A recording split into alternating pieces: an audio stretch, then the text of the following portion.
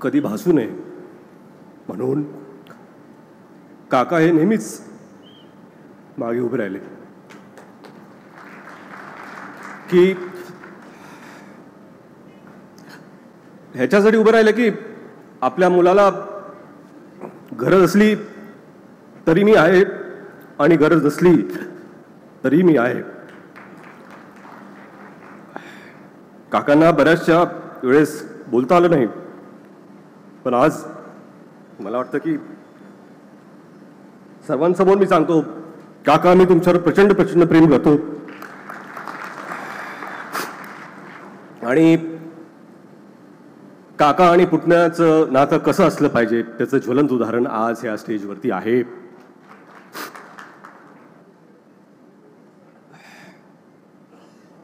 आणि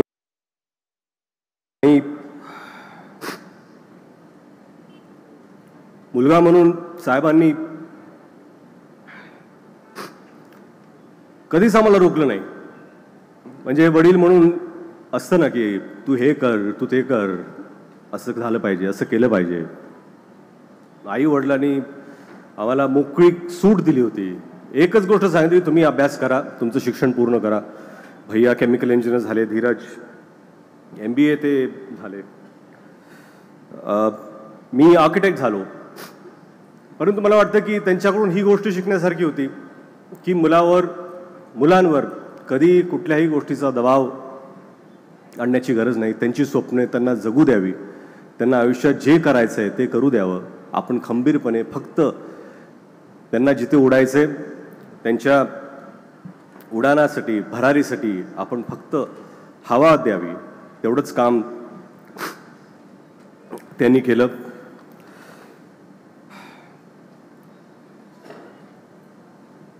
आई वडिलांना पाहून म्हणजे मी हे सांगतो की साहेबांचे वेगवेगळे रोल्स, मुलगा म्हणून झालं, भाऊ म्हणून झालं, पिता म्हणून झालं, पती म्हणून सुद्धा, जेव्हा आई वडिलांना मी पाहायचो घरी तेव्हा मला वाटायचं की लक्ष्मीनारायणाचा जोडा आहे. आणि मला वाटतं की प्रत्येकाला वाटतं आपले आई वडील हे लक्ष्मीनारायणच आहेत. आणि कधीही कुठले अपशब्द घरी वापरले नाहीत, कधीही कुठल्या वरच्या स्तरावर कधी बोलणं झालं नाही. आणि हे स्वभावाचा जो गुण आहे तो कुठेतरी आमच्यात आम्ही घ्यायचा प्रयत्न करतो, आम्ही तसं वावरण्याचा प्रयत्न करतो.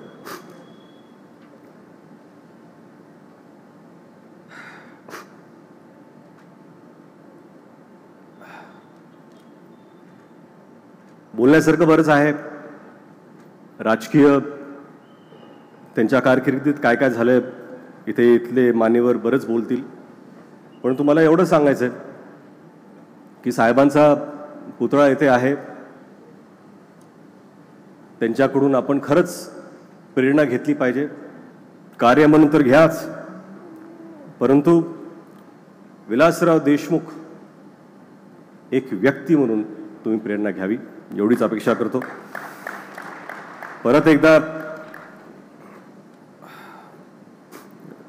विलास सहकारी साखर कारखान्याचे खूप खूप आभार की त्यांनी एवढा चांगला कार्यक्रम आज इथे साजरा केला, आवर्जून सर्वांना बोलवलं. अमित भैया, तुमच्याकडून लातूरच्या तर खूप अपेक्षा आहेतच, पण मला वाटतंय की तुमच्याकडून महाराष्ट्राच्याही खूप अपेक्षा आहेत.